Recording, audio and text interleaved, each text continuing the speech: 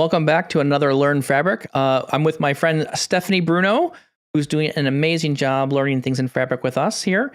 We have another session. We'd like to do a very quick demo around working with Semantic and being able to write data to the lakehouse. In our previous demo, we did a very brief write to lake. We had to do some finessing to the column names. Our column names had spaces in them. Didn't really work so good. We had to adjust our column names slightly in order to get them into the lakehouse. What we have realized is now there is a new capability from Semantic. It's been recently released, and we'd like to go over the new feature that will allow you to turn off column mapping with and without columns that have spaces in the names. So, Stephanie, it's all on you in the demo. Let's jump right in, and you can give us the new notebook that you've got going here, and let's look at this new feature, and then we'll explain why this is so important. Okay, awesome. So we're going to just watch the previous video. I'll sprinkle in a little bit of background, but not a ton. So the point is that with the previous video, we learned that if we just used this semantic link method to lakehouse table, it was defaulting to use something called column mapping.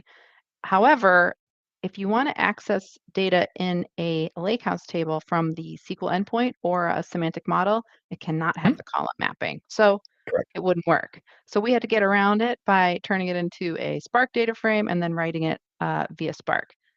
Fortunately, the product team has gone ahead and taken care of that for us. So now we can use our favorite semantic link method to lakehouse table. Love it. So we're going to show Awesome. you how to do that.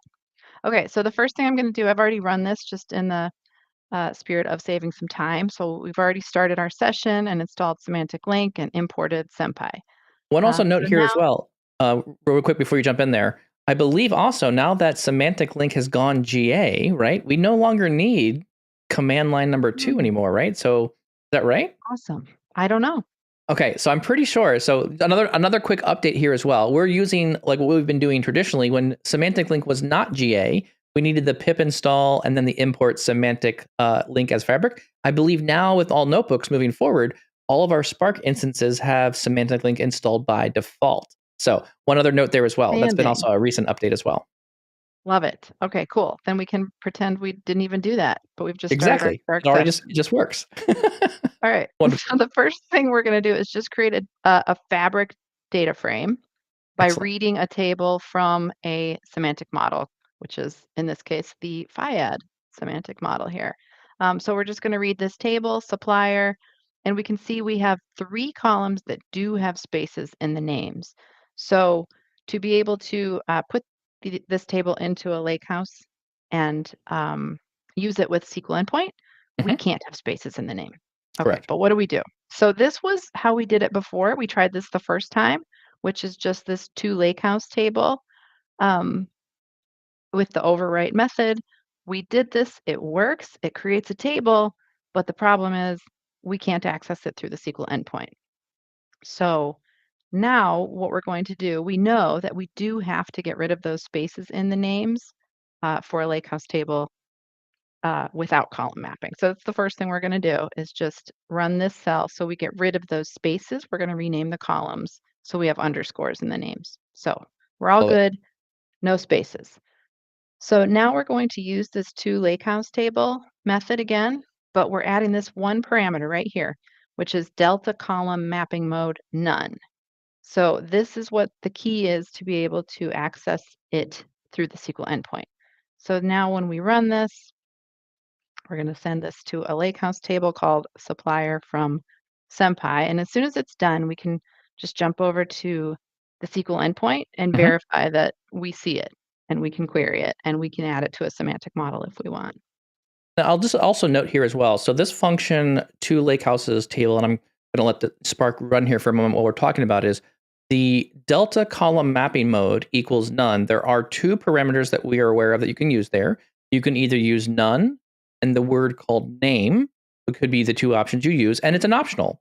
You don't actually need to use it all the time. So if you just want to use the default as a semantic model or semantic link writing feature or the to lakehouse table feature, you can just run it and not use that parameter at all. So it's an optional. The other 2, I think you do need to have.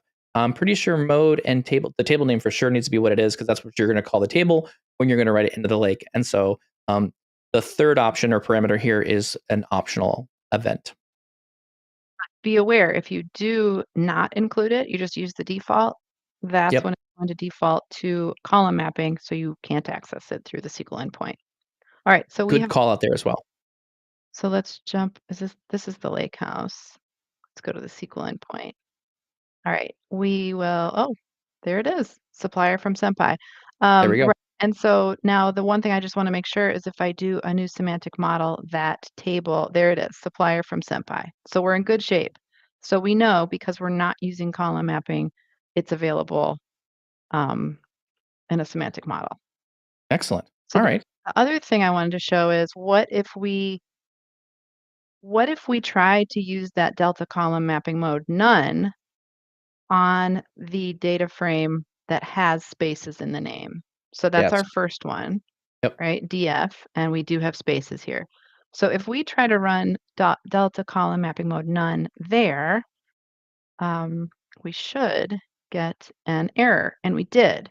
So this looks scary until I go down to the bottom here, and I see it says found invalid character string in the column names of your schema. So great. So that is preventing us from being able to do that. And this So is a that's really neat thing important. here in this analysis you're seeing. This is a unique feature that's only inside Fabric because Fabric is actually doing some work behind the scenes. There actually isn't a debugger that's kind of running with you. So when you're running this in like Databricks or other Spark engines, you're not getting kind of this analysis exception verbiage here. This is something Microsoft is picking up and adding documentation around. When they observe failures, they're highlighting in yellow where they think the errors are occurring. And then they're also giving you, hey, by the way, here's some human readable text. I don't want to read code to figure out what the problem is in Java. Not really helpful for me, a business user. I'd rather just say, oh, so when you're looking at your notebooks, definitely look for that analysis exception, and then that verbiage at the end there. It's going to give you a bit more clearer understanding of what's going on. Oh, for Love sure, it. 'cause I know I don't understand all this. So I'm always Same. happy to go down to this bottom right Yeah. here and Yeah. find out Me too. the one that I can understand. Okay, cool. So then the last thing we wanted to just show is if you're not sure what the parameters are, and I think when they put features in, the timing of that doesn't always match perfectly with what's in the docs. Sure. But if you use this question mark right before the method, it will tell you what the parameters available are. So that's how we know that we have this delta column mapping mode and that the default is name. So very Okay. handy right there to be able to see all those parameters. And that's just a question mark, right? You're just putting a question mark in front of, and you're using the data frame dot to lakehouse. So basically, even though the data frame's included, you're basically just calling the function with no parameters or anything there. You're just kind of saying describe this parameter of this. What is it? It's a. I keep wanting to say a function, but I don't think it's the right language as a function. It's a I think it's a method. method. That's the what I was looking for. The word was escaping me. Yeah. Cool. Oh, look right there, type method. There we go. Boom. There it is. Yep. All right, excellent. So that's another piece of trick here as well, is you can go get more information around all your functions by using that question mark, and it'll return what the method is doing. Awesome. Very cool. That I Yeah. think about it. So thank The- you, Microsoft, for fixing that for us so that we can use this cool method and still be able to access our tables with this SQL endpoint and semantic models. Every day, it's getting a little bit easier to use Fabric more and more. A lot of these rough edges are getting sanded off. It's getting easier for us to use it. So it's becoming my favorite place to do data development in now because it's becoming so much less friction than having to go spin up a bunch of resources. So with that, we thank you very much, Stephanie. Really appreciate the demo today. That was a great notebook. Good example there. I think you've got a Git repo that we'll probably put in the chat or put in the eventually.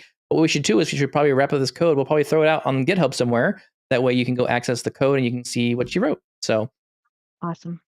thank you Thank very you. much. And we'll see you next time for our next Learn Fabric. We'll see what we figure out next. Thank you. Talk to you next time. Thanks. Bye.